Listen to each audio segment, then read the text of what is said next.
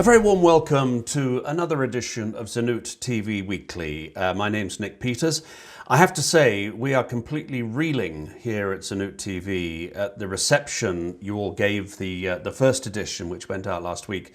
Absolutely fantastic. Thank you all so much for the very kind messages of support you've been sending. We're completely thrilled and overwhelmed by it all.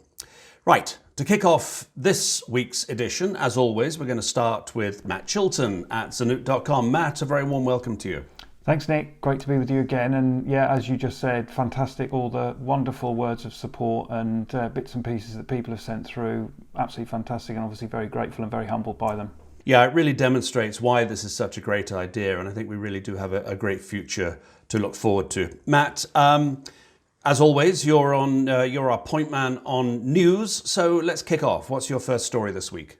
Yeah, thanks, Nick. So first story, BAE Systems have announced 5 contracts worth over £100 million with British suppliers for the Type 26 frigate programme.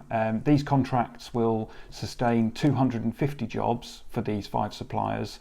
The wider programme, though, is sustaining over 4,500 jobs. It's the first ship to be built of a series of 8, so we'll certainly see how this progresses in the coming months and years. Yeah, well, obviously, if the first ship they're handing out contracts like that, then obviously there's going to be more coming down the pike, I would imagine. It's certainly expected, and I think this is how BAE Systems operate these programs. It's about maintaining, I guess, the newsworthiness of these types of projects, whether it be a combat aircraft, whether it be a submarine, whether it be a frigate in this case. So yes, I think we'll certainly have more to come in the coming months and years. Yes, and I think BAE Systems must obviously realise it's very important to keep a strong layer of Tier 1s and Tier 2s and Tier 3s beneath them all to keep British manufacturing healthy in order to support their output. Talking of output, we have a story that's been lingering for some while. We've been waiting for it to get over the line, and now it appears to have done. This is about British Volt. Yes, indeed. So British Volt has announced a partnership with Pininfarina for the design of their new and the UK's first gigafactory. It'll be initially around a £1.2 billion investment. We heard earlier in July that they'd signed an MOU with the Welsh Government. So again, the UK's first gigafactory on its way in Bro Tathan in Wales. There is going to be some government funding, or should I say this is contingent on some government funding, but the fact that they're going ahead so confidently would indicate to me that could probably be taken as read, that they will be getting this funding. If we put it another way, it would look disastrous if they had to shutter the whole thing because the government ultimately said no.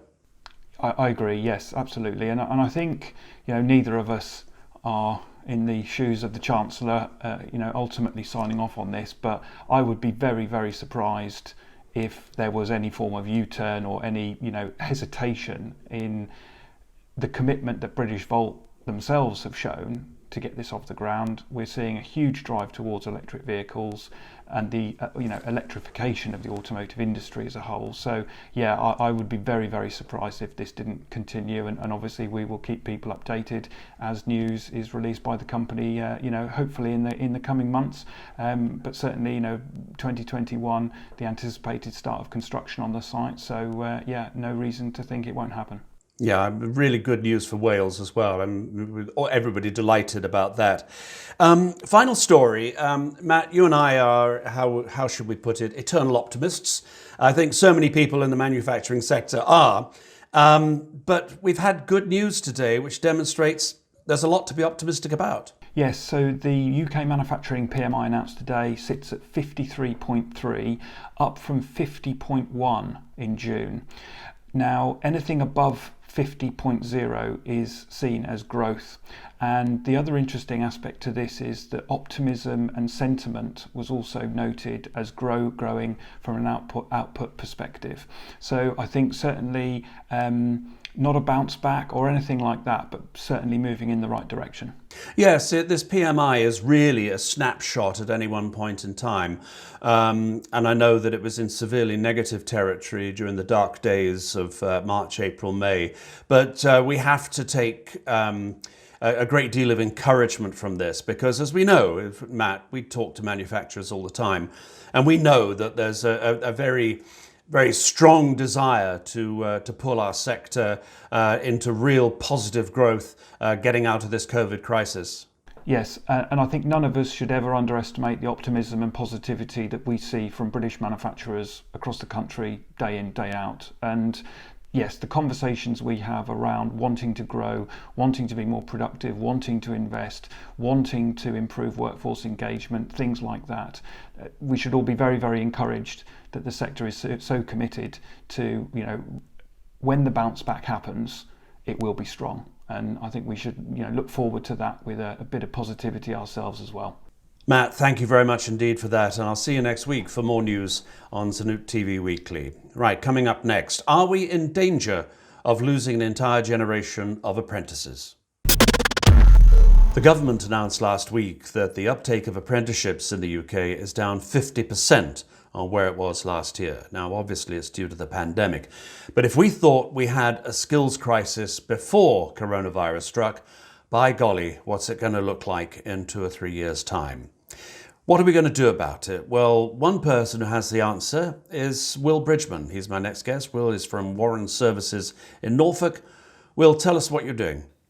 Well, I think we're continuing to invest in apprenticeships because they're our workforce of the future. We need them now, but we also will need them in the next year, 2 years, 3 years. So we're currently recruiting 3 apprentices for our electrical assembly department, mechanical assembly, and our CNC machine shop. So it's very, very important for us to carry on investing. And I encourage other manufacturing and engineering businesses not to be too short-sighted and think, we're worried about the pandemic, we're worried about, business. It's relatively low cost to take an apprentice into the business. It's the time to invest is now, not to cut the apprenticeship funding.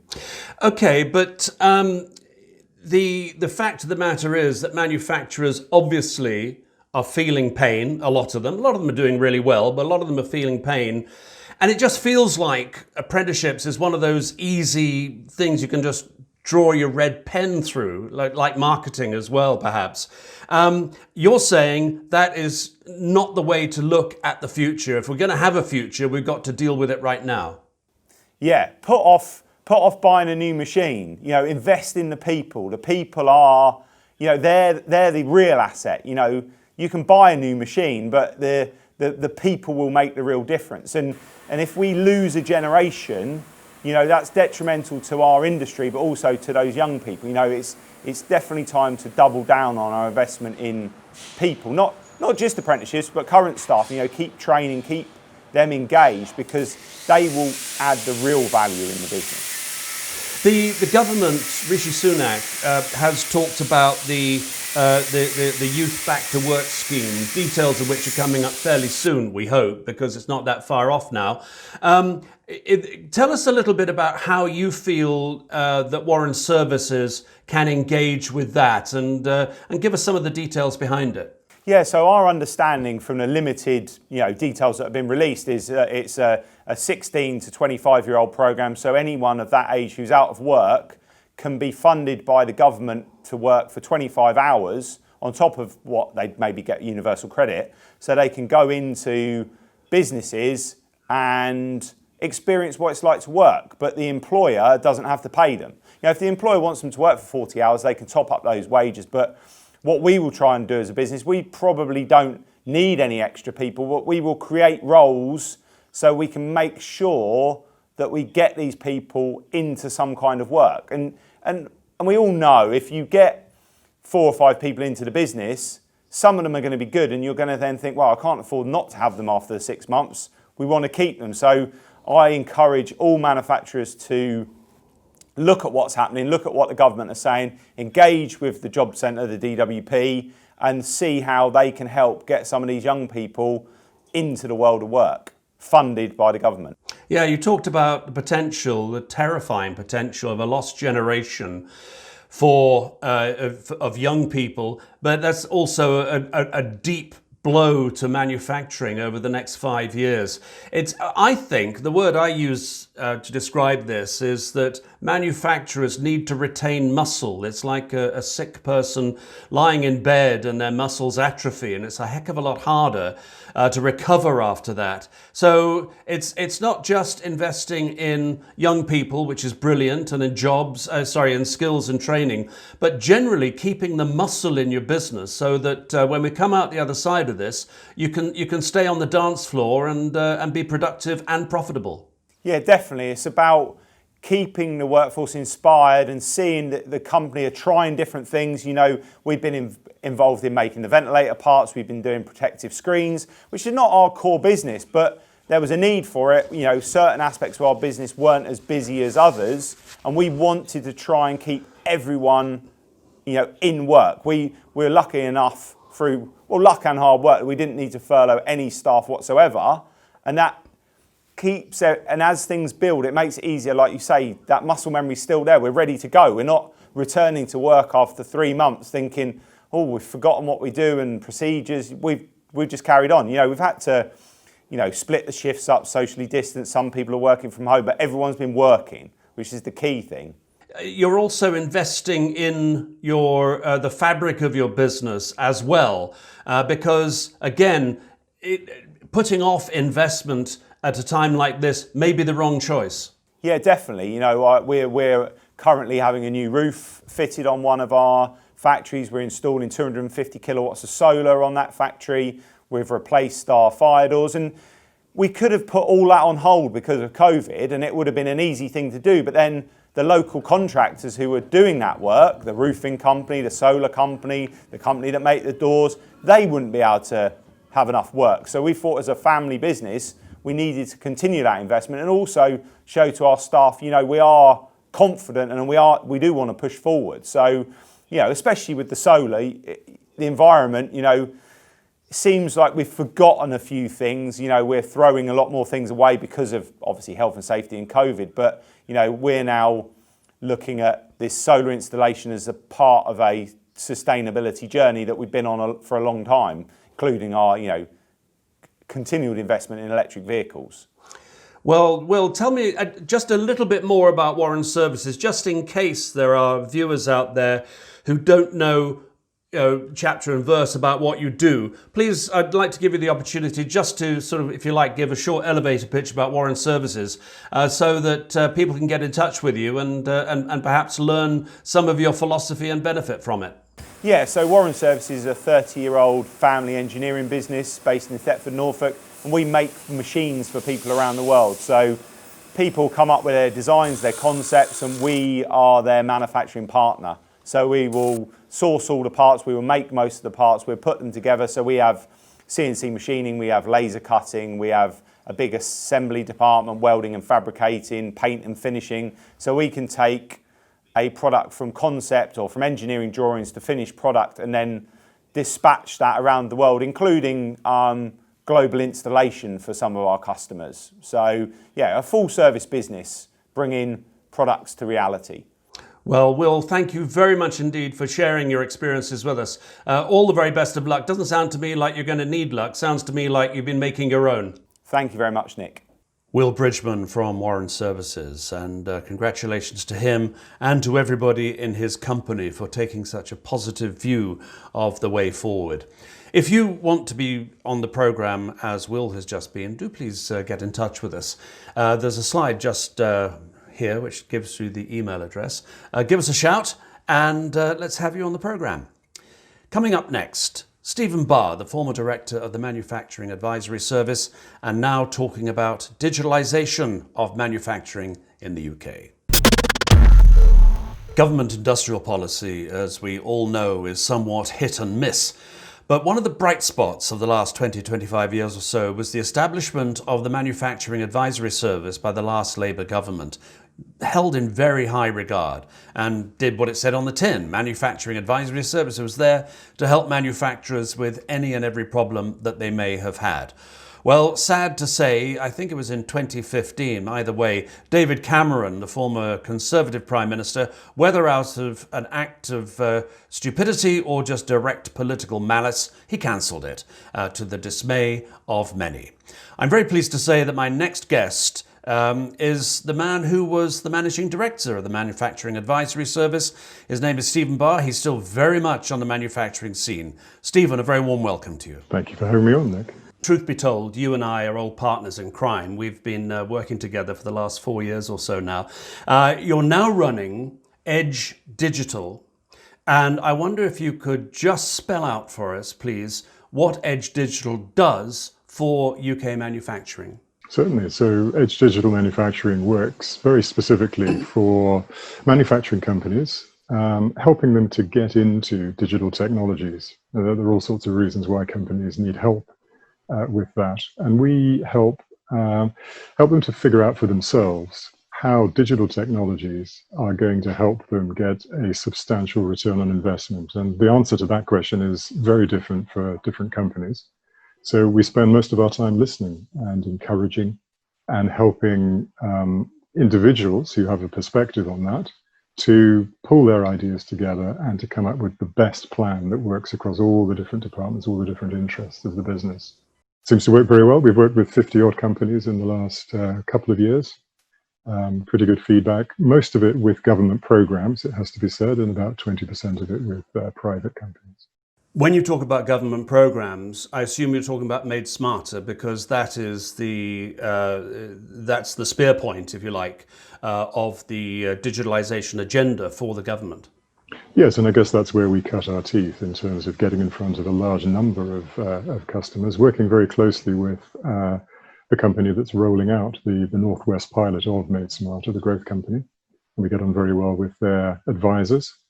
And so we've worked with their customers effectively through that program, helping them to roadmap their future with digital technologies. And importantly, not just with the technologies, but in terms of the training requirements that go with that, the overall business outlook. So it's around leadership as much as it's about tech and people. Last week we had our very first open house networking session, and one of the subjects that came up was the way that people in the media, people in your business, people in academia describe the digital agenda to manufacturers. And the feedback I was getting was that often the language, there is a kind of language barrier between what we in the media and others are saying and what manufacturers are hearing. Is that in your experience something that it actually occurs, or are we just making that up? It's an interesting question. So you've probably seen the same cartoon I have talking about how digital technology has helped so many companies to continue operating or to get back operating in the coronavirus period. And it's all about Zoom, it's about Slack, it's about using our ability to remote work, that kind of thing. And certainly that's part of it, but that's not all that manufacturing companies in particular need to get their heads around if they're going to be robust, resilient to change, because this isn't the only crisis coming up. We're thinking crisis or otherwise, Brexit is upon us. Who knows, a second wave of COVID. All of those things are important, but what companies, certainly the ones I work with, are much more interested in is how am I going to get the return on investment out of this? How is it going to make sense for my business when I've got so many other things to be concerned about? How's digital and all the things that go with it going to make a real difference? So I think companies, businesses do see things differently from the agenda that the media sees, and perhaps also sometimes from the agenda that government sees. Those two are coming together, but it's been a slow process, I think. In last week's program, we were talking to Jürgen Meyer, and he was describing digital technologies as being, if you like, the antidote, which is probably not a bad word to use in these days of pandemic, against the kind of disruption that COVID-19 has caused, and also against the we don't know what the deal's going to be with Brexit, but about whatever is coming down the track from Brexit. I thought that was quite interesting, that actually if you are going to defend yourself and if you are going to drive yourself forward, you need to have all the data and in front of you to help you do that. I'm sure you're nodding your head. I'm sure you'll agree. Yes, I think that's right. It's interesting Jürgen used the word antidote. I think that's true. I see it as a superpower in a sense. I mean, what we're seeing at the moment, particularly for companies who invested in digital last year, so they're prepared this year for the problems that have befallen all of us, is that there is real evidence that companies have been more resilient in this period where they have already got digital technologies on board. And I'm not just talking about Zoom and the basics, but ERP systems that allow them to track what's going on in the business so that they're able to reschedule and reconfigure what's going on with their stock and with their product. They can decide whether to bring in new orders without displacing others. So there are enabling technologies, and there are also the more exotic industrial digital technologies around 3D printing, around robotics, which allow remote working to a certain degree. And again, that flexibility, I think, has been really important. Stephen, anybody watching this who is scratching their head and saying, well, you know what, I need to look into this, but I need to make the first step, because I think a lot of people are worried that they've got to eat this elephant all at once. And I think it's becoming very apparent that they don't. You can eat it a mouthful at a time. But what should they do next? Can they get in touch with you? Is that the way to do it? Certainly with us, yes, absolutely. We'd be delighted. But we work, as I mentioned earlier, with a lot of government-supported agencies. So Made Smarter is one of those, of course, at a national level. Also local enterprise partnerships and growth hubs. A number of these are funded specifically to support companies in all sorts of ways, but including getting into digital. So you can go to your local growth hub to find the sort of information that you're talking about there. And again, because it's different for different companies, their requirements are different. Some of them just simply need to know what kinds of technologies work for their kind of business, their kind of industry, which ones have a case study of working. Some will need to go a step further and want to build a business case for investment in those technologies. And others will, again, want referrals to companies who can help them take steps forward.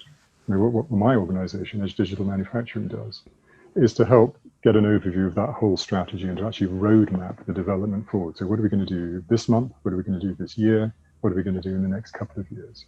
And we found that has been incredibly valuable. The feedback's been very strong on that sort of approach, where the information comes from a collaboration across the business and with suppliers potentially and with customers too. So different companies need different things. And I think government programs need to reflect that diversity of requirements.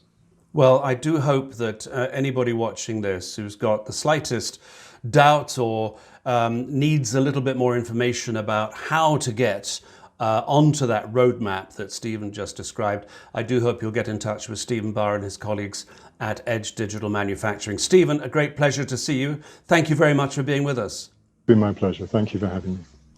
Stephen Barr, and we're going to be seeing a lot more of him on ZTV Weekly, because he is really one of the best there is in this field of digitalization of manufacturing.